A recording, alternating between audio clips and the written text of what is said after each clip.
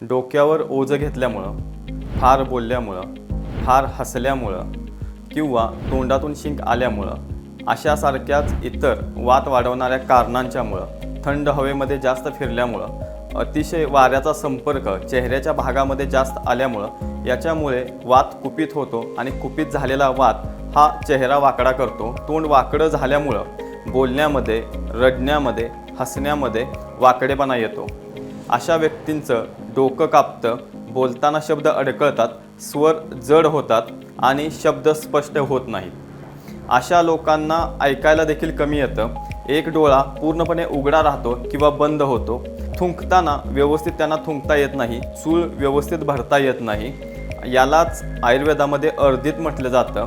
याला सोप्या भाषेत आपण चेहऱ्याचा पक्षाघात किंवा पक्षवत किंवा चेहऱ्याचा पॅरालिसिस देखील म्हणू शकतो. यालाच आधुनिक शास्त्रामध्ये बेल्स पाल्सी असे देखील म्हटले जातं. यामध्येच लाळ गळते आणि डोक्यामध्ये तीव्र वेदना येतात.